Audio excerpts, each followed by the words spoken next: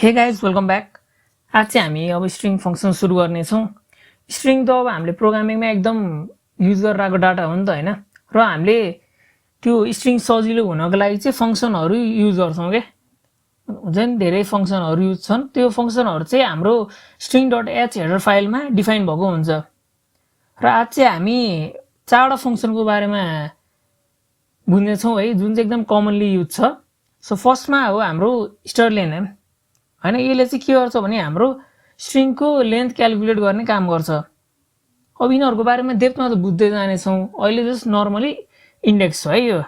र अर्को चाहिँ हाम्रो strcpy, यसले चाहिँ हाम्रो स्ट्रिङ कपी गर्ने काम गर्छ।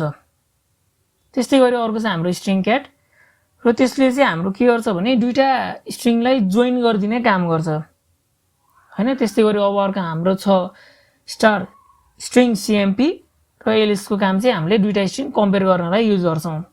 र अब यी फङ्सनहरू चाहिँ हामी वान बाई वान हेरौँ है त। ल फर्स्टमा हेर्नु पर्दा फेरि चाहिँ स्ट्रिङ लेन्थ भन्छौँ फङ्सनको बारेमा हेरौँ। अब यसले चाहिँ के काम गर्छ भने हाम्रो आर्गुमेन्टहरू लिन्छ र लेन्थ रिटर्न गर्छ भन्नाले फर्स्टमा हामी string.h हेडर फाइल इन्क्लुड गरौँ।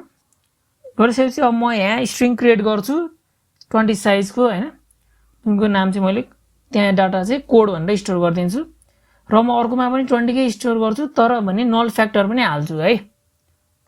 अब यो नल फ्याक्टर किन हाले भनेर पनि अहिले बुझ्नु हुनेछ। र अब यहाँ चाहिँ हामी जेट्यु फर्मेट स्पेसिफायर युज गर्छौँ साइज प्रिन्ट गर्नको लागि हैन। त्यसै लेन्थ अफ जेट्यु भइहाल्यो। र strlen हाम्रो के छ s1, हामीले s1 बाट त लिनुपर्ने छ नि त डाटा। सो s1 देन अर्कोमा पनि अब के गर्छु s2 हाल्दिन्छु म। र अब यो रन गरौँ है त 4। र अब यहाँ देख्न सक्नुहुनेछ है, strlenले चाहिँ हाम्रो डाटा जुन चाहिँ साइज ठीक हो त्यसले चाहिँ रिटर्न गरिदिने काम गर्यो। र हामीले यसमा चाहिँ कि त जेट्यु कि त एलयु युज पनि गर्न सक्छौँ है। फर्मेट स्पेसिफायर जेट्यु मात्र हैन, एलयु पनि युज गर्न सक्छौँ प्रिन्ट गर्नको लागि। र त्यसै गरी अब अर्को के याद राख्नुभयो हैन, strlenले चाहिँ हाम्रो नल फ्याक्टर जुन छ नि हो, नल फ्याक्टर चाहिँ काउन्ट गरेन लेन्थ हेर्दा फेरि है। सो त्यसले चाहिँ त्यो प्रिन्ट गरिदिनै भएन, हाम्रो जस्ट चारवटा मात्रै हेऱ्यो, नल फ्याक्टरलाई वास्तै गरेन। र त्यसै गरी हाम्रो अर्को छ strcpy फङ्सन है। यसको काम चाहिँ के हो भने हामीले एउटा स्ट्रिङबाट अर्को स्ट्रिङमा कपी गर्ने काम गर्छौँ हैन। त्यसको सिन्ट्याक्स छ strcpy, हाम्रो डेस्टिनेसन हुन्छ र सोर्स हुन्छ। र strcpy फङ्सनले चाहिँ हाम्रो सोर्स स्ट्रिङबाट हैन, सोर्स स्ट्रिङबाट डेस्टिनेसन स्ट्रिङमा नल क्यारेक्टर सहित है, फेरि अघि चाहिँ नल क्यारेक्टर थिएन, अब चाहिँ नल क्यारेक्टर सहित हाम्रो कपी गर्ने काम गर्छ भन्नाले। सो हामी फर्स्टमा यहाँ अर्को क्रिएट गरिदिन्छु म। s1 भनेको स्ट्रिङ 1 हो है, स्ट्रिङ 1 म राखिदिन्छु ग्रेट। र अब स्ट्रिङ 2 पनि र 3 पनि क्रिएट गरिदिन्छु त्यही साइजमा।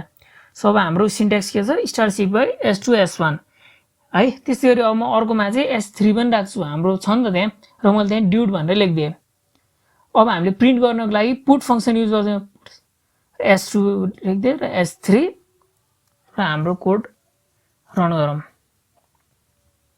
ग्रेट ड्युट हैन। डेस्टिनेसन स्ट्रिङ चाहिँ हामीले सकेसम्म सोर्स स्ट्रिङ भन्दा पनि ठुलो हुनुपर्छ के, नत्र भए हाम्रो एरर आउने चान्स हाई हुन्छ। So the next function we have is है strcat फङ्सन। अब यो फङ्सनले चाहिँ हाम्रो अघि भनिहाल्यौँ दुईटा स्ट्रिङ पास गर्ने काम गर्छ, मतलब जोइन गर्ने काम गर्छ आर्गुमेन्ट बनाएर हैन। अब यसको एक्जाम्पल कस्तो छ भने strcat string 1 string 2। अब यो फङ्सन काम त जोइन गरिदिने हो, जोइन गरिदिएपछि हाम्रो जुन रिजल्ट आउँछ नि त्यो चाहिँ हाम्रो स्ट्रिङ 1 मा स्टोर भएर बस्छ। अब एउटा एक्जाम्पल हेरौँ कोडै। सो फर्स्टमा चाहिँ म स्ट्रिङ 10 साइजको राखेर सी मात्र लेखिदिन्छु है। र हामीले अर्को 10 साइज क्रिएट गऱ्यौँ, त्यसमा पनि हामीले प्रोग्राम भनेर लेखिदियौँ। अब स्ट्रिङ 2 जोइन गरेछौँ केमा त भन्दा स्ट्रिङ 1 मा। त्यसको लागि हाम्रो स्टेटमेन्ट छ strcat s1 s2। सिम्पल छ हाम्रो, खासै यसको सिन्ट्याक्स गाह्रो पनि छैन। अब प्रिन्ट गर्छौँ प्रिन्ट गर्नको लागि स्ट्रिङ 1 र स्ट्रिङ 2 भन्नाले s1 र s2 हो रन गरौँ सी प्रोग्राम हैन बुझ्नु पनि यहाँ के काम भयो सी प्रोग्राम र सी हामीले पास गर्यौं नि त पास गर्दा फेरि त्यो जोडेर आयो हाम्रो पास भइदियो जोइन भइदियो हैन र अर्को चाहिँ जोइन नभएर पनि देखाइदियो सब अर्को चाहिँ हाम्रो strcmp फंक्सन अब यो फंक्सनले चाहिँ हाम्रो दुईटा स्ट्रिङलाई कम्पेयर गर्ने काम गर्छ भन्नाले यदि हाम्रो स्ट्रिङ इक्वल छ भने यो फंक्सनले चाहिँ हाम्रो रिटर्न के गर्छ त 0 त्यस्तै गरी हाम्रो इक्वल छैन भने चाहिँ नन जीरो भ्यालु रिटर्न गर्ने काम गर्छ र यसको सिन्ट्याक्स छ strcmp string 1 string 2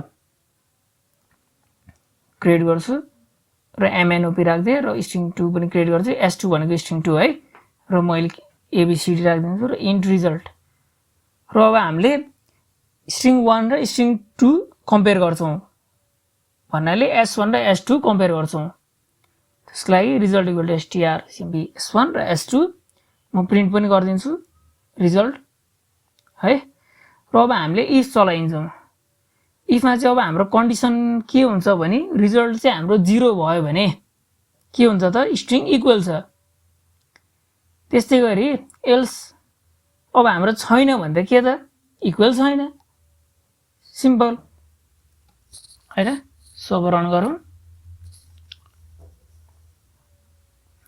result is 1 strings aren't equal हैन यहाँ string 1 र string 2 इक्वल छैन त्यही भएर यसले नन जीरो भ्यालु मतलब नन जीरो इन्टिजर रिटर्न गर्यो र आजलाई चाहिँ यति नै हामी अर्को भिडियोमा चाहिँ स्ट्रिङ फेरि रिभाइज गर्ने छौं फरक एक्जाम्पलहरु गरेर त्यो हुँदा फेरि हामीलाई स्ट्रिङको चाहिँ कन्सेप्ट क्लियर हुन्छ थ्यांक यू गाइज